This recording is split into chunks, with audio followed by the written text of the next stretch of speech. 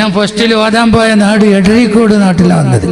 എടരിക്കോട് നാട്ടിൽ വന്നപ്പോ എനിക്ക് ഉച്ചക്ക് ചെലവ് അവിടെ ആ തിരൂർ റോട്ടിലൊരു വീട്ടിലാണ്. ആ വീട്ടിൽ ചെല്ലുമ്പോ അന്ന് ഞാൻ ചെറിയ മീസാന് ഇങ്ങനത്തെ കിതാബൊക്കെ ഓതുന്ന കാലമാണ്. അവിടെ ചെല്ലുമ്പോ അവിടെ ഉച്ചക്ക് അവിടെ ഒരു വല്യമ്മണ്ട്, വിയ്യാത്ത എന്ന് പറയും. ഞാൻ കുട്ടിയാണ്. ആ വിയ്യാത്ത എന്ത് ചെയ്യും, വ്യാഴാഴ്ച ഉച്ചയായാല് ആ വിയ്യാത്ത പറയും, കുട്ടി ഒരു ഫാത്തിഹ ഓതിക്കാണ്ട് ദ്വാരത്താണെന്ന് അറിയും. അപ്പൊ ഞാൻ പഠിച്ചു വെച്ചൊരു ദ്വാരുണ്ട്, അന്ന് പഠിച്ചു വെച്ച ദ്വാരുള്ള ദ്വാരക്കുക, ഫാത്തിഹയൊക്കെ ഓതി ഉഷാറായിട്ട് ദ്വാരക്കും. അപ്പൊ ആ പെരിയിലെ മരക്കളും മക്കളും ഒക്കെ അച്ചടക്കത്തിൽ വന്നിട്ട് എന്റെ ദ്വാരക്ക് ആമീൻ പറയും. അത് കഴിഞ്ഞ് ഞാൻ അവിടുന്ന് പോകുമ്പോ, ഞാൻ ഇന്ന് നാട്ടിലേക്ക് പോവുകയാണ്, പെരീക്ക് പോവുകയാണ് എന്ന് പറയുമ്പോ നിക്കി കുട്ടി അവിടെയാണ് അറിയും. അങ്ങനെ ഔത്ത് പോയിട്ട് അത് 15 പൈസ കൊടുത്തില്ല. അന്ന് ബസ്സിന് 15 പൈസ മതി, നമ്മക്ക് അതും ഉണ്ടാവൂല. 15 പൈസ ഇല്ലാത്ത കാലാണ്.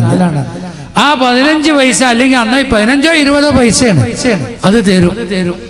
നിങ്ങൾക്ക് ബസ്സിനുള്ള പൈസയാണ് അറിയാം. എന്നിട്ട് ഞാൻ പിന്നെ എന്ത് ചെയ്യാ, നല്ല സന്തോഷമൊക്കെ പറഞ്ഞിട്ട് ഇറങ്ങുമ്പോ കുട്ടി അവിടെ നിൽക്കുന്നറിയും. അപ്പൊ ഞാൻ പിന്നെ അവിടെ നിൽക്കും, എല്ലാ ആഴ്ചയും പതിവാ.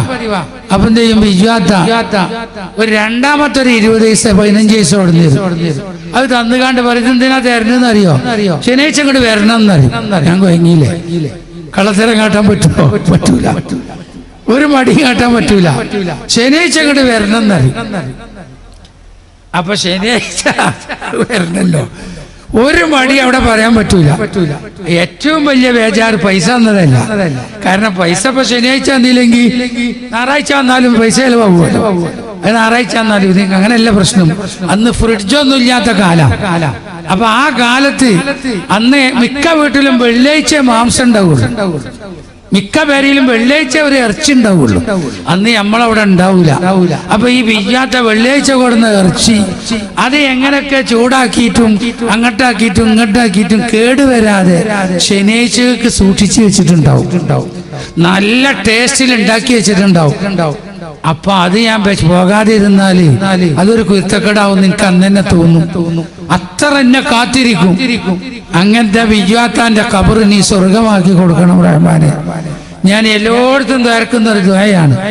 അങ്ങനെ ചെരുപ്പ് വാങ്ങി തന്നോലി, ഒരു തുണി വാങ്ങി തന്നോലി, ആദ്യമായി ഒരു ഫോറിൻ ശീല തന്ന ആൾക്കാര്, ആ സന്തോഷത്തിന് അതിർത്തി ഉണ്ട്. അന്നൊന്നും ഫോറിൻ ശീല ഇല്ല. അന്നൊരു നല്ലൊരു ശീലമില്ലാത്ത, കുപ്പായില്ലാത്ത കാലം. അന്നൊക്കെ ഒരു നല്ല ശീല തന്ന ആളുകള്, അല്ലാഹു അവർക്കൊക്കെ നീ റാഹത്ത് കൊടുക്കണം അല്ലാ. അതുപോലെ എന്റെ നാട്ടിലും തന്നെ ബറാത്ത് വന്നാലും അതുപോലെ തന്നെ 25 വന്നാല് എന്റെ അയൽവാസി വീട്ടുകാർക്കൊക്കെ ഞാൻ ചെല്ലണം. ഞാൻ ഒരിക്കൽ വീട്ടിൽ പോയില്ല.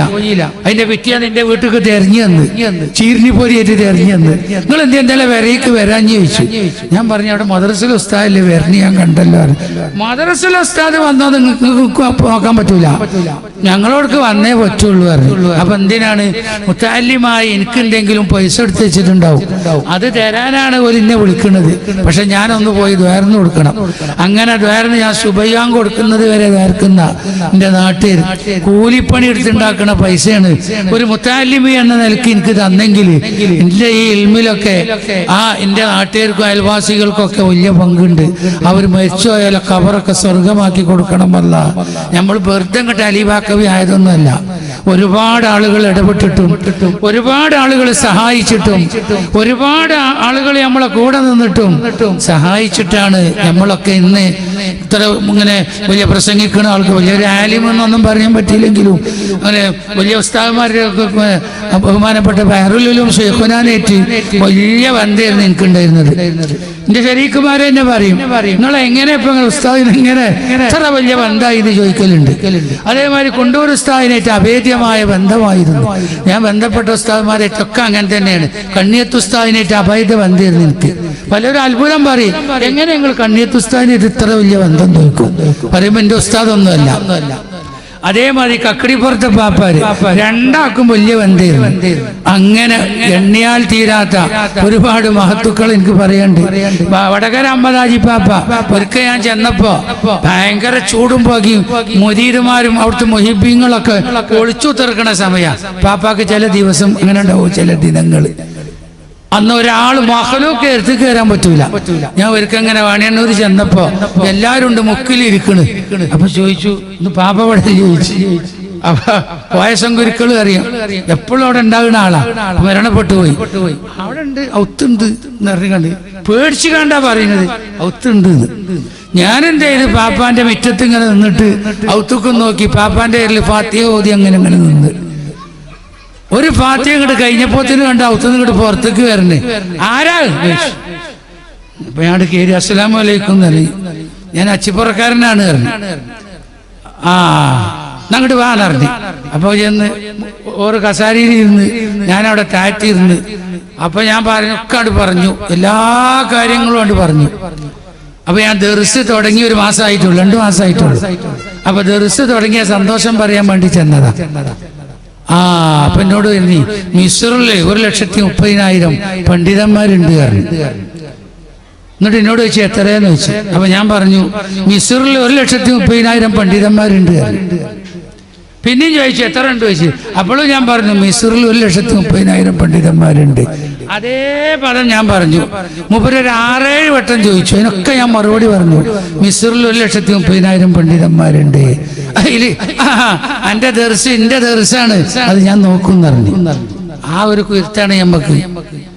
അള്ളാഹു ആ കുരുത്തത്തിൽ അള്ളാഹ് എന്നും നമ്മളെ നിലനിർത്തട്ടെ. അള്ളാഹു ആ കുരുത്തത്തിൽ എന്നും അള്ളാഹു നമ്മളെ നിലനിർത്തട്ടെ. അങ്ങനെ ഒരുപാട് മഹാന്മാരെ ചരിത്രം പറയുന്നുണ്ട്. അപ്പൊ അതുകൊണ്ട് അതിന്റെ ഒക്കെ ഒരു കുരുത്തം തന്നെയാണ് നമ്മളെല്ലാ സംഗതിയും അങ്ങനെ തന്നെയാണ്. അള്ളാഹു താല നമുക്ക് എല്ലാ കുരുത്തും അള്ളാഹ് പ്രദാനം ചെയ്യട്ടെ. ഇനി നമുക്ക് കിട്ടേണ്ടത് മരിക്കണ നേരത്ത് ആഖിബത്ത് നന്നായി മരിക്കണം. ആ ഒരു കുരുത്ത് നമുക്ക് കിട്ടണം. വളരെ സന്തോഷിച്ച് റാഹത്തായി മരണപ്പെടാൻ കഴിയണം.